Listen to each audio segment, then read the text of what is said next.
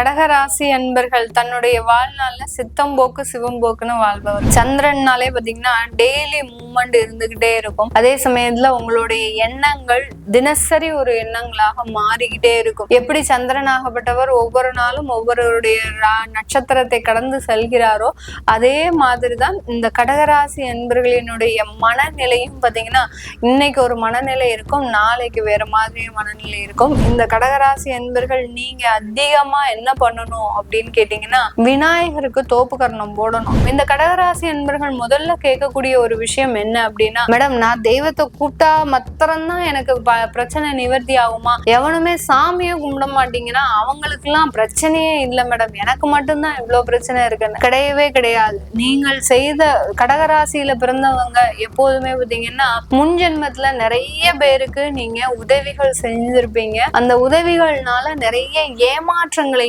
சந்திச்சிருப்பீங்க. அதனால மனநிலை எவ்வளவோ செஞ்சிருப்பாரு உங்களுக்கு உங்க அப்பா. ஆனா இப்போ இந்த மாதத்துல என்ன நினைப்பீங்க, எனக்கு எங்க அப்பா எதுவுமே செய்யல, என் தந்தையார்னால நான் ரொம்ப கஷ்டப்படுறேன் அப்படின்ற மாதிரியாக அப்பாவை ஒரு குற்றம் சாட்டிக்கிட்டே இருப்பீங்க. அதுதான் அந்த இடத்துல இருக்கக்கூடிய ஒரு சில விஷயம்.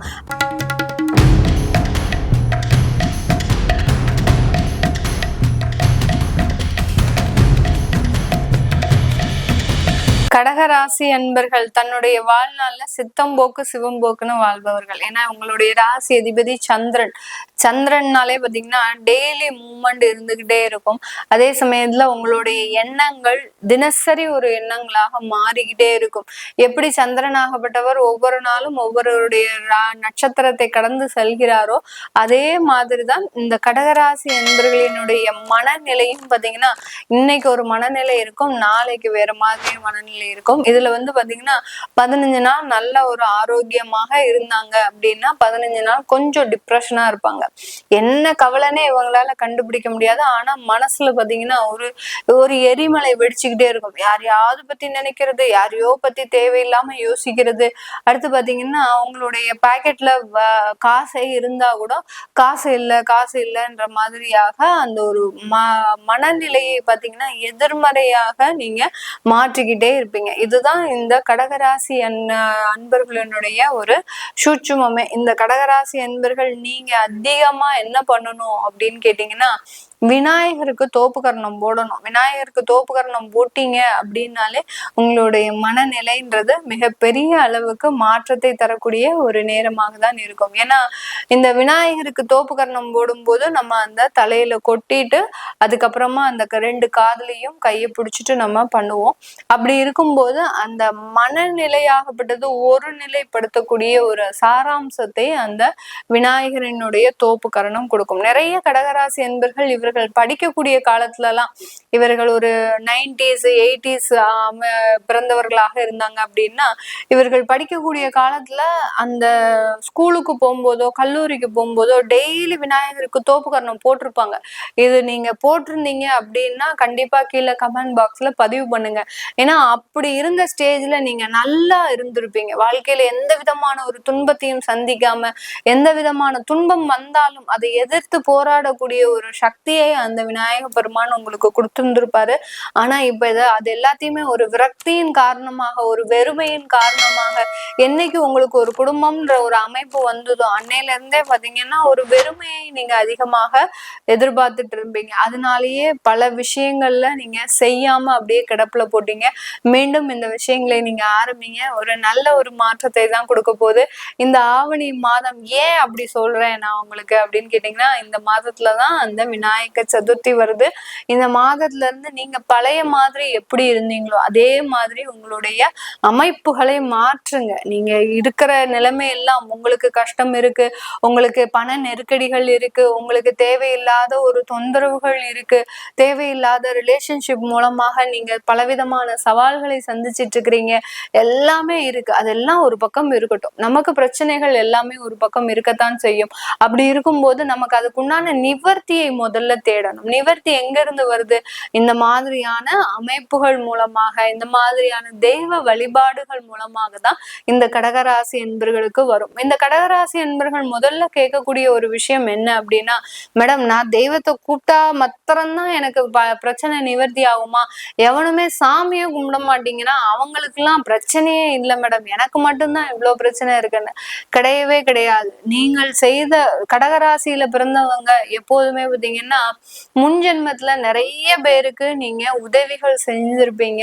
அந்த உதவிகள்னால நிறைய ஏமாற்றங்களையும் சந்திச்சிருப்பீங்க. அதனால மனநிலை உங்களுக்கு பெருமளவு பாதிக்கப்பட்டே இருந்திருக்கும். அதனாலதான் இந்த ராசியிலேயே பிறந்திருக்கிறீங்க. அப்படி இருக்கக்கூடிய இந்த ராசி என்பர்கள் இந்த ஜென்மத்துல நீங்க என்ன பண்ணணும்? இப்ப எடுத்த இந்த பிறவியில நீங்க செய்ய வேண்டிய ஒரே ஒரு வழிபாடு தெய்வ வழிபாடு மட்டும்தான். அந்த தெய்வ வழிபாடு பண்றதுனாலதான் உங்களுக்கு மிகப்பெரிய ஒரு மாற்றங்கள் உங்களுடைய வாழ்க்கையில நடக்கும். அதற்கு இந்த ஆவணி மாதம் ஒரு மிக சிறந்த ஒரு மாதமாக இருக்க போகுது. இதுதான் ஸ்டார்டிங் பாயிண்ட். கிட்டத்தட்ட ஒரு 35 வருஷம் 40 வருஷமா அவங்களுடைய வாழ்க்கையில எதுவுமே நடக்கல அப்படின்னு சொல்லக்கூடியவர்கள் இந்த ஆவணி மாதத்துல இருந்து இந்த மாதிரியான சில விஷயங்கள் எல்லாம் செஞ்சுட்டே வாங்க. கண்டிப்பாக உங்களுக்கு ஒரு நல்ல மாற்றங்களை இந்த ஆவணி மாதத்துல இருந்து கொடுக்க போகுது. உங்களுடைய 2ஆம் வீட்டு அதிபதி அந்த சூரியனாகப்பட்டவர் உங்களுடைய 2ஆம் வீட்டிற்கே ஆட்சி பெற்று வர்றார். அது கேதுவோட சேரும் போது ஒரு சில மனக்கசப்புகள் இருக்கும். அப்பா மூலமாக எனக்கு அப்பா எதுவுமே செய்யல, எவ்வளவோ செஞ்சிருப்பாரு உங்களுக்கு உங்க அப்பா.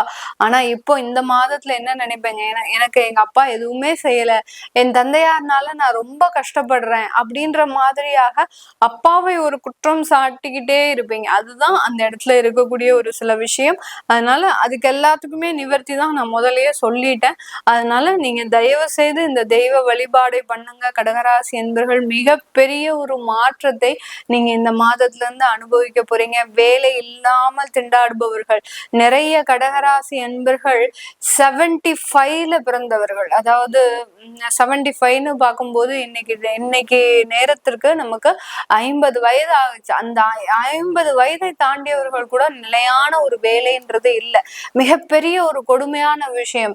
ஏன்னா ஒவ்வொருத்தரும் பாத்தீங்கன்னா 40 வயசுல 45 வயசுல செட்டில் ஆகணும் அப்படின்ற ஒரு ஆசையோட தான் அந்த வாழ்க்கையை தொடங்கியிருப்பாங்க. அதுலயும் கடகராசி என்பர்களுக்கு அதிகப்படியான ஒரு ஆசைகள் இருக்கும். இப்படிப்பட்ட இந்த கடகராசி என்பர்கள் இன்னும் 50 வயது ஆகியும் எனக்கு இன்னும் ஒரு நிலையான ஒரு உத்தியோகம் இல்லை, ஒரு தொழில் செய்யலாம்னு நினைச்சா அந்த தொழில்ல மிகப்பெரிய ஒரு நஷ்டங்கள், அந்த தொழிலை எடுத்து நடத்தவே முடியல மேடம் என்னால அப்படின்னு சொல்லக்கூடிய அளவிற்கு இந்த ஆண்கள், அந்த கடகராசியில பிறந்த ஆண்கள் பாத்தீங்கன்னா மிகப்பெரிய ஒரு வேதனையோட இருப்பாங்க. அந்த அளவுக்கு இவர்களால வெளியில சொல்லி அளவும் முடியாது. தனக்குன்னு ஷேர் பண்றதுக்கு யாருமே இல்லையே. ஏன்னா தன்னை தேடி வந்த உறவுகள் கூட தன்னை ஏமாற்றி போகக்கூடிய ஒரு காலங்கள் எல்லாம் கடந்து வந்து நிக்கிறீங்க இந்த இடத்துல. அப்படி இருக்கும்போது உங்களுக்கு இனி வரக்கூடிய காலங்கள் எப்படி இருக்குமோன்ற ஒரு கேள்விக்குறியும் இருக்கும். அதே சமயத்துல ஒரு சந்தேகமும் இருக்கும். நம்மளுக்கு நல்ல வாழ்க்கை இருக்குமா அப்படின்ற ஒரு சந்தேகம் கண்டிப்பா இருக்கும். கவலையே படாதீங்க கடகராசி என்பர்கள். இந்த மாதத்திலிருந்து ஆவணி மாதத்திலிருந்து உங்களுக்கு வரக்கூடிய சில நன்மைகள் உங்களுக்கு தொடர்ந்து வந்துகிட்டே இருக்கும். அதை நீங்க இந்த தெய்வ வழிபாட்டின் மூலமாக தான் நிலையாக வைத்திருக்கக்கூடிய ஒரு அமைப்புன்றது கண்டிப்பா கிடைக்கும். அதனால தெய்வ வழிபாடுன்றது இந்த கடகராசி என்பவர்களுக்கு ஒரு முக்கியமான அமைப்பா இருக்கும். நீங்க நான் சொன்ன விஷயங்கள் செஞ்சிருக்கு, உங்களுக்கு வாழ்க்கையில நடந்திருக்கு அப்படின்னா கீழே கமெண்ட் பாக்ஸ்ல கமெண்ட் பண்ணுங்க. இது எல்லாமே நம்ம கோச்சார நிலவரப்படி பலன்களை சொல்லியிருக்கிறோம். உங்களுடைய திசா புத்தி சுய ஜாதக பலன்களை பார்க்கணும் விருப்பப்படுறவங்க கீழே இருக்கிற நம்பருக்கு வாட்ஸ்அப்ல அப்பாயின்மெண்ட் வாங்கிக்கிட்டு நீங்க என்கிட்ட கன்சல்ட் பண்ணிக்கலாம். உங்களிடமிருந்து விடைபெறுவது உங்கள் ஆஸ்ட்ரோ பூர்ணா. நன்றி, வணக்கம்.